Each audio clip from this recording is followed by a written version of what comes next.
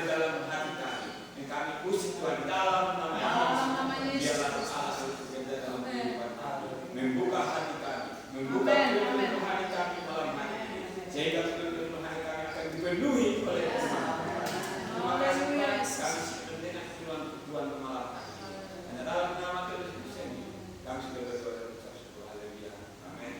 Shalom. Shalom. Puji Tuhan, semua karena kemurahan Tuhan kita ada sebagaimana kita ada saat pada malam hari ini. Saya berterima kasih kepada Tuhan yang mempercayakan saya untuk belajar menyampaikan kebenaran firman Tuhan. Semua sungguh karena anugerah Tuhan yang terjadi atas setiap kehidupan saya, juga kepada Ibu Gembala yang mempercayakan saya belajar untuk melayani kebenaran firman Tuhan.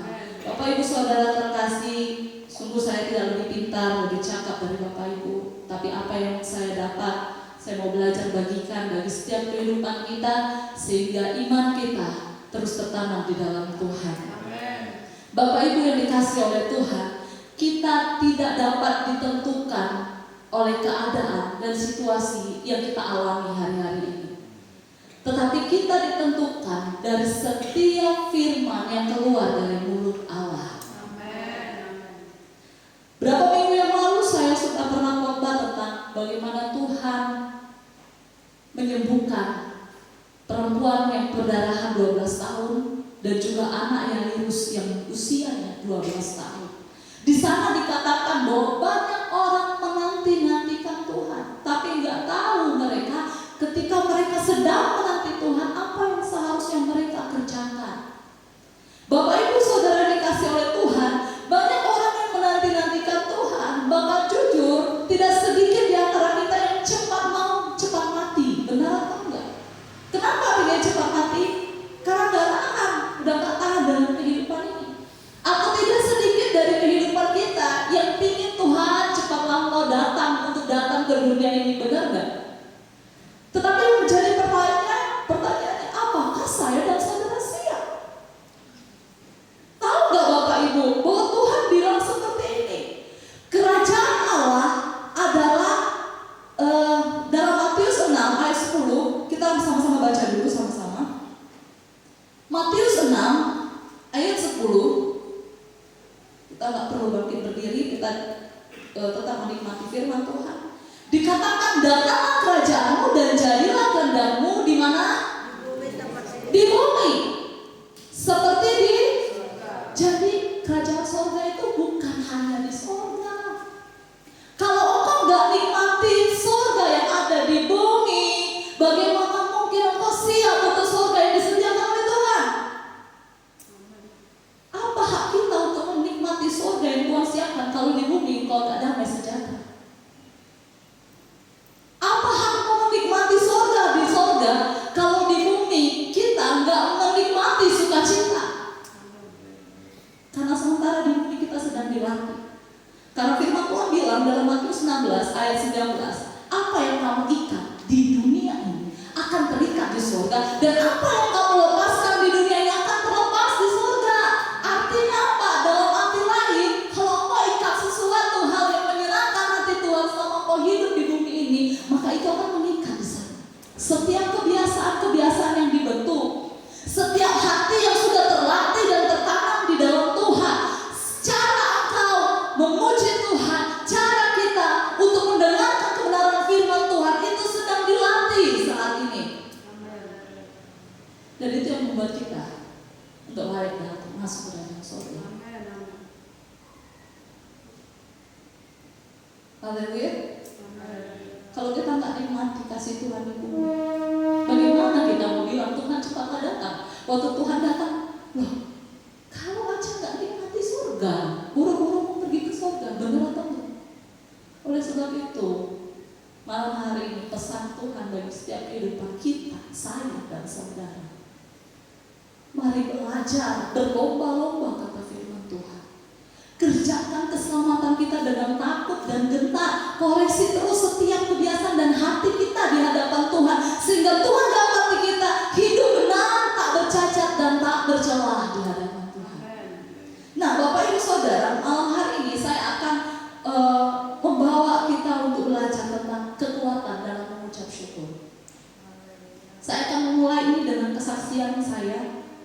Beberapa minggu yang lalu, mungkin dari jemaat sudah tahu, saya mengalami sakit. Saya panas dingin menggigil. Sampai hari yang keempat, saya udah gak tahan lagi. Saya bilang sama Om saya mau dirawat, mau diinfus, tapi saya nggak mau di rumah sakit. Karena kalau di rumah sakit panjang ceritanya. Lalu saya menelpon Kak V, minta tolong Kak untuk infus. Puji Tuhan, Tuhan kirimkan Kak V, jemaat Tuhan yang baik. Lalu dia infus, beliau infus saya. Dan sampai Om Doli bilang, kalau saya itu mengigau, tapi dalam posisi mata terbuka. Nah saya nggak ngerti. Lalu waktu diinfus, saya disuntikan obat lambung 2 ampul, dan saya udah mulai enakan. Tetapi keesokan harinya, waktu malam, tengah malam, saya nggak tahu jam berapa, saya terbangun dan perut saya rasanya sakit sekali, kayak tertusuk oleh jarum, sakit sekali. Kalau saya tipikal orang yang kalau misalkan sakit itu, kalau istilah orang Batak mengorong-ngorong, merengek. Aduh sakit Kak, sakit.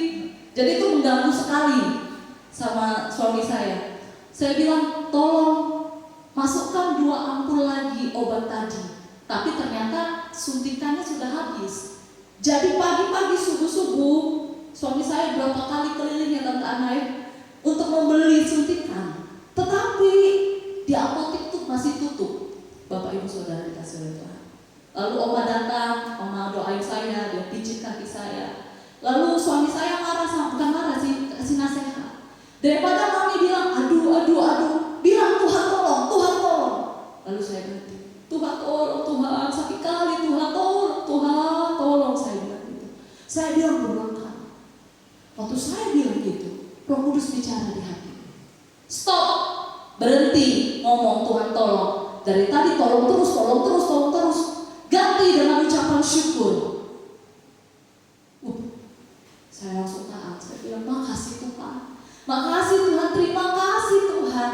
Saya memuji Tuhan di tengah-tengah kesakitan perut ini seperti ditusuk oleh jarum. Makasih Tuhan, saya menyembah Tuhan.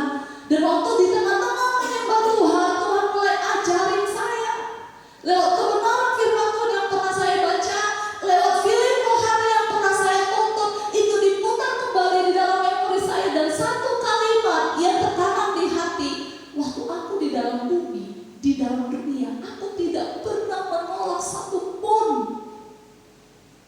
untuk menyembuhkan orang lain. Setelah itu saya bilang, iya Tuhan, ampuni. Lalu Roh Kudus ingatkan, minggu kemarin hari Kamis, khotbah apa? Perempuan perdarahan yang disembuhkan oleh Yesus. Lalu saya ngomong dengan kebodohan saya di hadapan Tuhan. Saya bilang, Tuhan, kalau Engkau ada di bumi ini, udah Kau pegang jubah-jubahmu itu Tuhan. Aku bilang gitu. Tapi tahu nggak? Roh Kudus ngajar saya dengan lembut. Nah, bukan jubah-jubahku yang membuat engkau sembuh. Bukan jubah-jubahku yang membuat perempuan itu sembuh, tapi iman. Sampai saya mohon ampun Tuhan, ampuni saya Tuhan, ampuni kebodohan saya. Sampai terus saya menyembah Tuhan, mengucap syukur. Waktu saya naikkan ucapan syukur saya di hadapan Tuhan, saat itu Bapak Ibu, saya tidak lagi minta kesembuhan. Saya bilang, Tuhan, gak apa-apa Tuhan gak sembuhkan, asal Tuhan jangan tinggalkan saya. Gak apa-apa Tuhan gak sembuhkan, asal saya terus menikmati hadirat Tuhan ketika saya menikmati saat ini. Dan saya ucapkan itu, setiap kata dalam firman Tuhan, apa yang dikatakan oleh Mazmur yang pernah saya baca, saya ucapkan dalam nyanyian, saya buat dengan lagu saya sendiri. Setelah itu saya tertidur. Tiba-tiba Om Dolfi datang bangun. Ini mau disuntikkan di daerah mana? Sudah dibeli ini. Lalu saya bilang, enggak Kak, Tuhan Yesus sudah sembuhkan saya. Bukan bicara iman saja Tuhan Yesus sudah sembuhkan. Memang iya Tuhan sembuhkan. Tanpa saya harus minum obat lambung, tanpa saya harus disuntik obat lambung.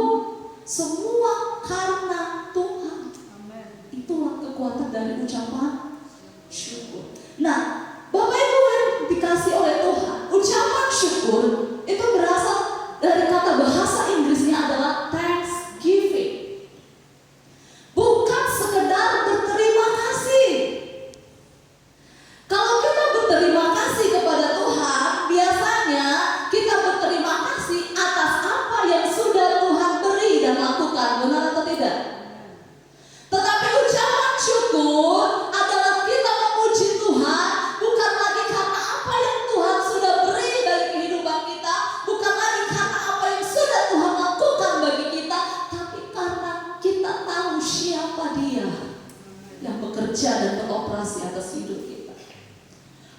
ucapan syukur dan pujian tidak bisa dipisahkan.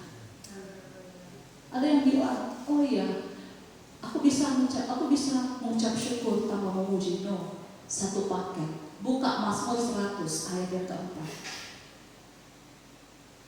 Mazmur pasal yang 100 ayat yang keempat. Saya akan bacakan Bapak Ibu. Masuklah melalui pintu gerbang dengan apa? Nyanyian syukur. Ke dalam pelatarannya dengan apa? Puji-pujian. Bersyukurlah kepadanya dan pujilah namanya. Thanksgiving and praise, ucapan syukur dan pujian itu satu paket, Bapak Ibu dikasih oleh Tuhan. Banyak orang berterima kasih tapi gak bisa memuji Tuhan. Kenapa? Saat kita datang sama Tuhan, ekspresi pujian kita lemas di hadapan Tuhan. Waktu kita menyembah Tuhan, kita lihat kanan kiri. Saya juga pernah mengalami hal demikian. Saya manusia biasa. Waktu kita datang memuji Tuhan, lagunya girang-girang kita kayak capuk nyamuk. Kenapa itu bisa terjadi? Itu terjadi karena kita diingatkan dengan keadaan yang terjadi di sekitar kita. Orang-orang yang mengecewakan, keadaan kehidupan kita kok gak berubah-berubah ya? Kok saya gak nikmati sesuatu ya? Mengharapkan terus, dilayani Tuhan terus. Tapi kita dipanggil bukan hanya untuk dilayani, tapi melayani panggilan kita. Kalau kita mau diubah dari cara pandang kita diubah ketika kita datang dalam ucapan syukur, kita akan mengalami yang seperti ini Bapak Ibu. Meskipun kita mengalami hal yang tidak mengenakan, badai kehidupan, rumah tangga yang hancur berantakan, anak-anak yang tidak mau mendengarkan, hal-hal yang menyakitkan, tapi ketika kita datang kepada Tuhan dengan segenap hati kita, pujian kita tidak pernah terganggu di hadapan Tuhan. Sikap hati, ucapan syukur itu bicara sikap hati. Ucapan syukur itu juga bisa dilihat dari ekspresi. Waktu kita datang dengan kesungguhan di hadapan Tuhan. Haleluya. Kita ini bukan anak Tuhan yang yoyo, yang naik turun. Yang hidup kita itu dilandaskan oleh perasaan, yang terbelenggu oleh masa lalu. Saya pernah bilang beberapa orang, masa lalu itu bukan bicara hal yang terjadi kemarin. Masa lalu itu bukan bicara tentang pencapaian, kegagalan yang terjadi di belakang, di hari belakang. Tapi masa lalu adalah masa di mana Tuhan tidak hadir di sana. Karena di dalam Tuhan hanya ada masa sekarang dan masa depan. Mau buktinya? Adam dan Hawa waktu di Taman Eden tidak ada waktu di sana. Tuhan tak pernah ciptakan masa lalu. Waktu kita bersama dengan Tuhan selalu ada masa kini dan masa akan datang. Orang yang mengucap syukur, dia tidak akan terbelenggu dengan kegagalan di masa lalu. Dia tidak akan terganggu dengan hal yang menyakitkan di masa lalu. Karena masa lalu adalah masa di mana Tuhan tidak hadir. Di mana masa kekelaman kita yang paling sukar. Di saat kita tidak mengandalkan Tuhan. Kita berupaya dengan logika kita. Kita berupaya dengan perasaan kita. Itu masalah. Tapi kehadiran Tuhan selalu membawa masa kini dan masa depan. Kehadiran Tuhan selalu membawa engkau mengerti, engkau tidak lagi terbelenggu. Itulah ucapan syukur di hadapan Tuhan. Bapak Ibu yang dikasih oleh Tuhan, orang yang hidup di masa kini dan di masa yang akan datang, kita enggak lagi didikte dengan keadaan. Enggak lagi kita itu dituntun oleh situasi, kondisi di sekitar kita. Itu enggak jadi pengganggu bagi kita lagi. Bahkan kondisi emosional. Emosional bukan berarti marah ya. Dalam artian seperti ini. Pagi jam 5 kita ketawa hehehe. Jam 7 kita marah. Jam 8 kita nangis. Itu situasi emosional, situasi perasaan. Tapi orang yang hidup di masa kini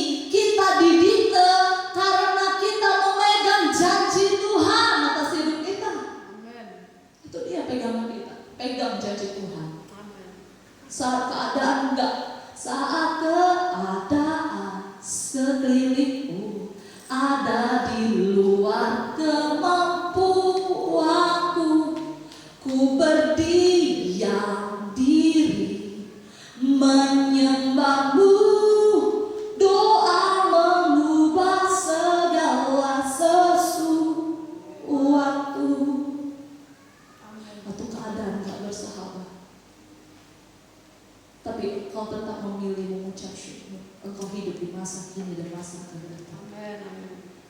Masa di mana Tuhan tidak pernah tinggalkan. Masa di mana tanganmu tetap dipegang dan digenggam oleh Tuhan.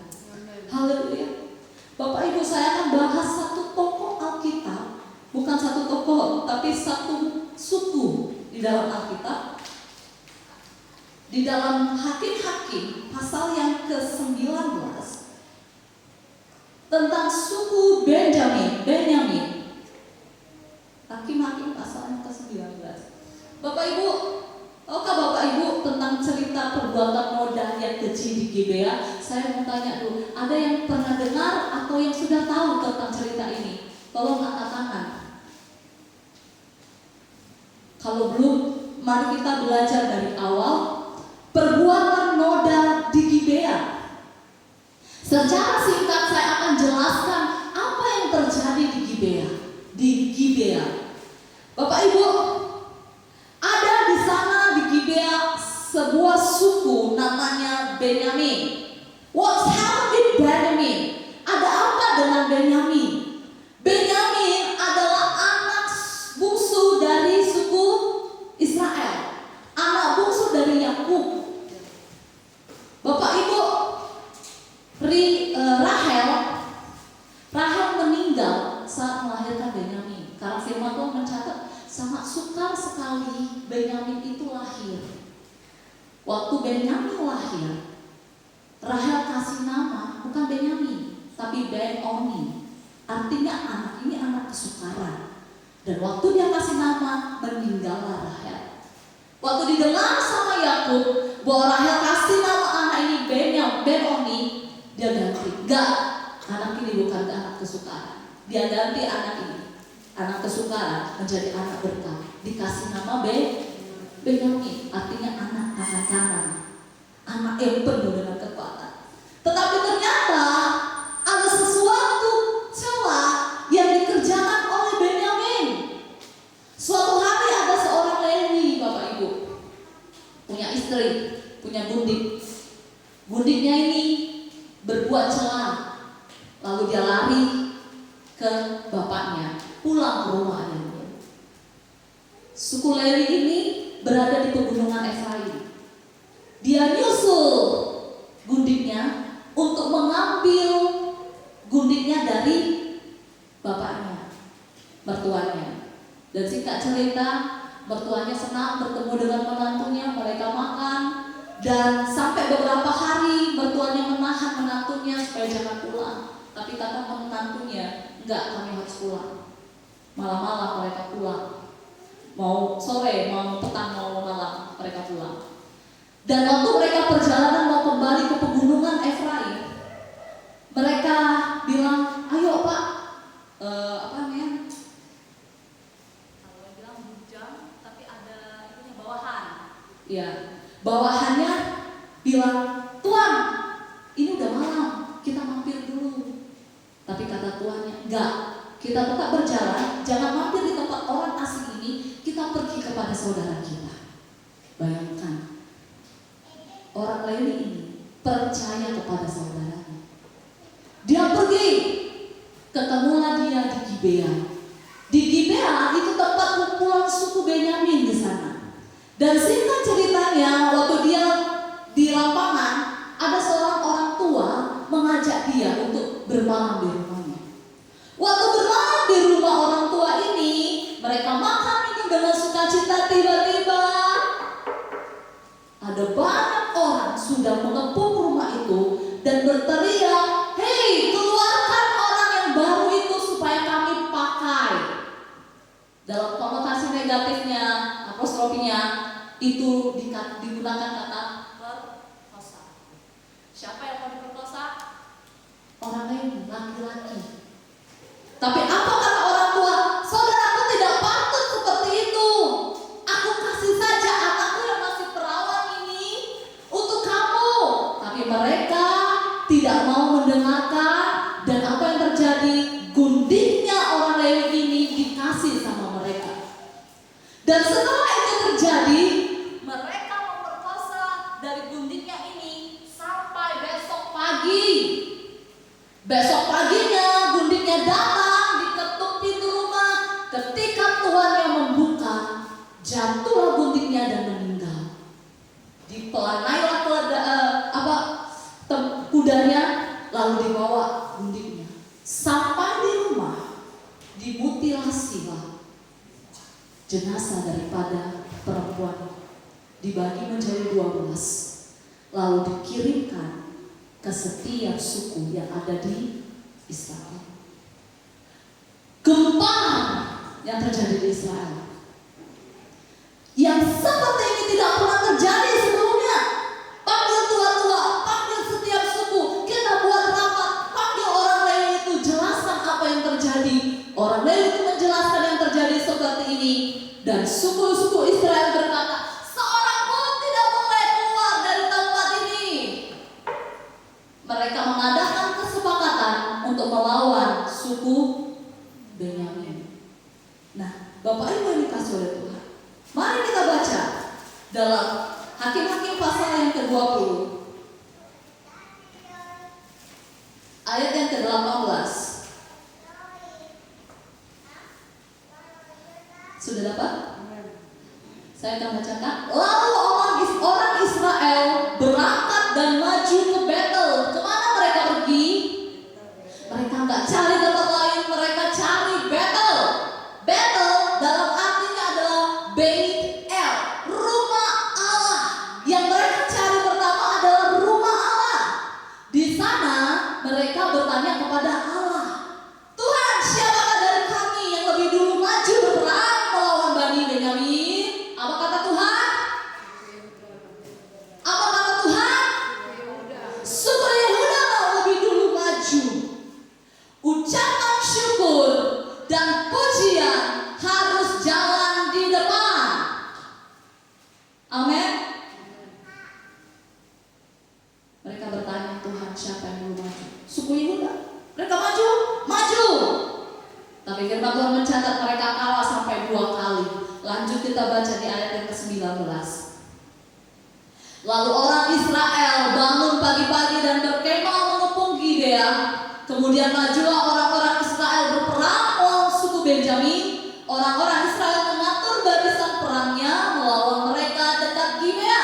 21. Juga Bani Benyamin maju menyerang dari Gibea dan menggugurkan berapa?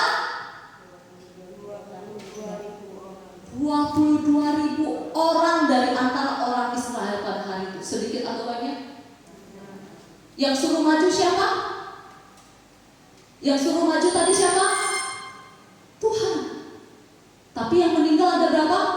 22.000 orang. Di ayat ke-22. Tetapi laskar orang Israel mengumpulkan segenap kekuatannya, lalu mengatur pula barisan perangnya di tempat mereka mengatur barisannya semula. 23. Sampai di situ dulu. Maaf ya Bapak. Tuhan bilang apa? Yehuda maju, tapi tetap kalah. Waktu ucapan syukur dan pujian kita di depan, kita mengalami kekalahan, tapi kita tetap maju di hadapan Tuhan. 23. Kemudian pergilah orang-orang Israel. Apa yang dilakukan mereka? Lalu menangis di hadapan Tuhan sampai petang. Sesudah itu mereka bertanya kepada Tuhan, akan pergi pula kami berperang melawan Bani Benyamin saat saudara kami itu? Jawab Tuhan apa? Maju melawan mereka. Ayat 24, Bapak Ibu, mari kita baca sama-sama. Tetapi ketika orang-orang Israel pada hari kedua sampai di dekat Bani Benyamin, 25, maka pada hari kedua itu majulah suku Benyamin dari Gibea menyerbu mereka dan digugurkan berapa? 18.000, 2 kali boom. Di antara orang-orang Israel, semuanya orang-orang yang bersenjatakan pedang. 26. Kemudian pergilah semua orang Israel, yakni seluruh bangsa itu, lalu sampai di Betel. Di sana mereka tinggal menangis di hadapan Tuhan, berpuasa sampai senja pada hari itu dan mempersembahkan korban korban bakaran dan korban keselamatan di hadapan Tuhan. Dengan cepat saya akan baca. Dan orang-orang Israel bertanya kepada Tuhan. Pada waktu itu ada di sana tabut perjanjian Allah, dan Fineas bin Eleazar bin Harun menjadi imam Allah pada waktu itu. Kata mereka, haruskah kami maju sekali lagi untuk berperang melawan Bani Benyamin saudara kami itu, atau haruskah kami berhenti? Jawab Tuhan apa? Maju. Sebab apa? Sebab besok aku akan menyerahkan mereka ke dalam tanganmu. Kalau saya di posisi orang Israel, Tuhan suruh Yehuda kalah, saya katanya, kok kalah Tuhan? Kan Tuhan yang suruh. Seberapa banyak kita ketika Tuhan suruh, tapi kita nggak dapat kemenangan sama sekali. Seberapa banyak kita yang ngomong sama Tuhan, Tuhan salah saya di mana? Apa yang salah dari diri saya Tuhan? Kenapa bisa terjadi? Saya sudah taat, saya sudah lakukan yang Engkau mau, tapi kenyataannya segala sesuatu tidak seperti sebagaimana yang saya mau Tuhan. Tapi apa kata firman Tuhan? Orang Israel menguatkan hati mereka. Kamu gak akan punya kekuatan untuk bertahan kalau kita gak mengucap syukur. Kok bisa kalah? Padahal Tuhan yang ngomong. Yehuda duluan yang maju. 22.000 Bapak Ibu yang mati. Mereka menguatkan hati lagi, nanya lagi. Kira-kira mereka kecewa dari pembacaan kebenaran firman Tuhan tadi? Kecewa tidak? Tidak. Mereka tanya lagi sama Tuhan, Tuhan kenapa tidak? Tuhan bilang maju. Yes Tuhan, aku maju. Boom, 18.000 yang mati. Kecewa? Lalu apa yang akan mereka lakukan? Mereka ngapain? Mereka menangis. Mereka berpuasa. Apalagi mereka persembahkan korban pujian di hadapan Tuhan. Ucapan syukur. Logika berkata, Tuhan udah hianati kita 2 kali kita kalah. Gak cuma sekali, 2 times, 2 kali.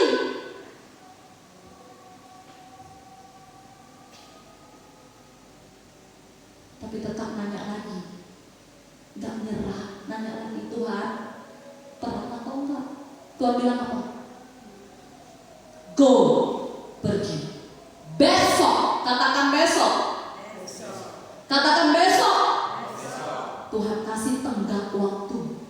Besok aku akan menyerahkan mereka ke dalam tanganmu. Ucapan syukur bikin apa? 3 kali Tuhan bicara 3 pesan yang berbeda. Ucapan syukur tidak langsung membuat masalah kita beres.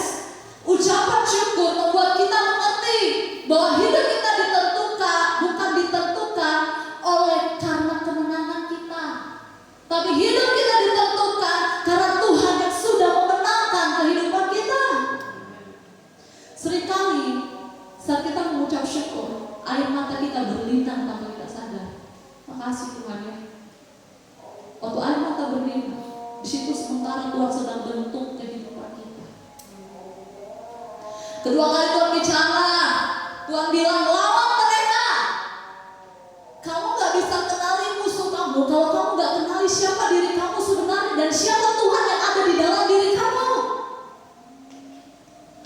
2 kali waktu orang Israel berpuasa di hadapan Allah, apa yang terjadi? Ketiga kalinya Tuhan bilang, besok yang perang bukan kamu tapi aku, kata Tuhan.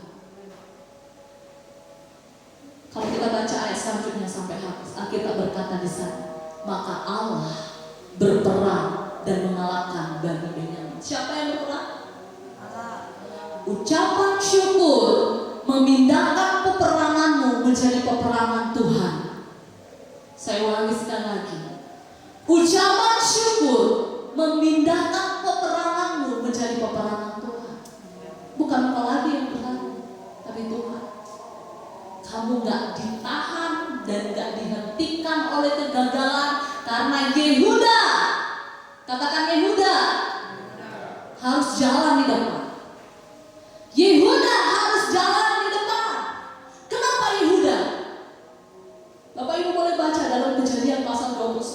ayat 31. Saya senang sekali dengan Yehuda. Karena Yehuda ini bicara tentang ucapan syukur. Lea adalah pahlawan iman. Yakub cinta sama Rahel, bukan cinta sama Lea. Sebenarnya sangat malang kehidupan Lea, tapi dia punya iman yang luar biasa di hadapan kita. Lea, firman Tuhan bilang matanya cacat. Matanya, kata firman Tuhan di terjemahan bahasa Indonesia tender eyes. Matanya lemah, matanya jatuh, nggak cantik seperti Rahel. Lalu Laban dengan licik dan piciknya mengambil Lea, dikasih sama Yakub yang dia tahu bahwa Yakub nggak cinta sama Lea. Bagaimana kita bisa menjalani kehidupan rumah tangga ketika kita tidak dicintai? Maka kehidupan rumah tangga itu bukan hanya sekedar bagaimana keharmonisan terjadi, tapi cuma sekedar menjalani status saja sebagai ibu rumah tangga, sebagai bapak rumah tangga, benar atau tidak? Lea menjalani hari-harinya. Tapi tahu nggak Bapak Ibu Saudara, ketika Lea punya ucapan syukur bisa menerobos kenyataan hidup dan kepahitan hidup. Sepahit apa hidupmu? Sesusah apa yang ada dalam pikiran dan benakmu? Mengucap syukur di depan. Anak yang pertama yang dilahirkan Lea namanya Ruben. Waktu Ruben lahir, Lea punya pengharapan. Dia bilang Ruben, Tuhan, sekarang Engkau lihat aku. Di dalam kesakitan, di dalam kenyataan hidup Tuhan, Engkau melihat aku. Itu yang dikatakan Lea. Anak kedua, boom, Simeon lahir. Apa kata Lea? Tuhan, sekarang Kau gak hanya lihat aku, tapi sekarang Kau mendengar aku, Tuhan. Yang ketiga, Lewi lahir. Tuhan, sekali ini suamiku pasti akan erat sama aku, pasti akan melekat dengan aku. Tapi sampai anak yang keempat lahir, boom, apa kata firman Tuhan? Lea berkata, sekarang aku bersyukur kepada Tuhan. Yehuda itu bersyukur kepada Tuhan dan akan memuji Tuhan. Dengar Bapak Ibu, ucapan syukur gak bisa keluar dengan sendirinya. Kamu harus lewat pergumulan, lewat masa sukar, baru kita sanggup mengucap syukur. Tapi Lea mengerti apa yang dimaksud dengan pujian. Waktu Yakub meninggal, yang dikuburkan di samping Yakub bukan Rahel. Rahel dikuburkan di tepi jalan waktu mereka sedang berpindah-pindah tempat. Kalau Lea dikuburkan di samping Yakub. Tuhan tahu hatimu. Dia tahu porsi yang terbaik atas hidup kita masing-masing. Seorang yang terima kenyataan hidup, dia akan melihat ke depan. Dia akan memilih, aku tetap percaya kepada Tuhan. Aku tetap mengucap syukur lewat setiap keadaan yang aku miliki. Dia akan terus berjalan. Gak hanya itu, mulutku akan berkata terima kasih Tuhan.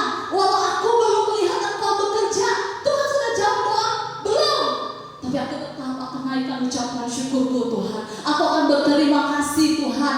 Engkau sudah melihat Dia melakukan sesuatu mengubah hidupmu. Belum. Tapi teruslah mengucap syukur sampai ucapan syukur itu menjadi pujian bagi nama Tuhan. Itu kekuatan ucapan syukur. Hampir di setiap lagu ada kata ucapan syukur. Jangan remehkan kekuatan ucapan syukur.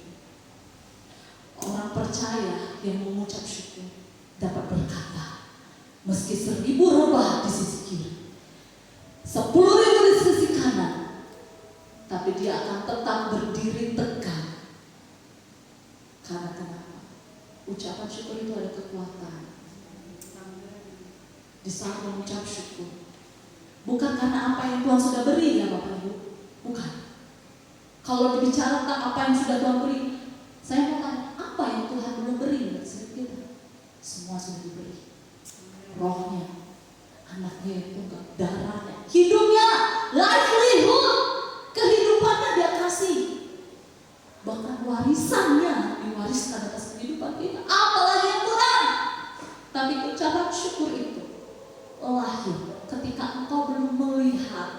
tapi Engkau memilih untuk mengucap syukur. Ku tetap memilih untuk percaya dan mengucap syukur. Saya tidak akan berpanjang kebenaran firman Tuhan pada malam hari ini. Saya berdoa Roh Kudus mengajar lebih dalam lagi. Dia bicara di hati setiap kehidupan kita. Mari siapkan hati kita. Bapa, hamba-Mu sangat terima kasih untuk menyampaikan berkata-kata pun tidak mau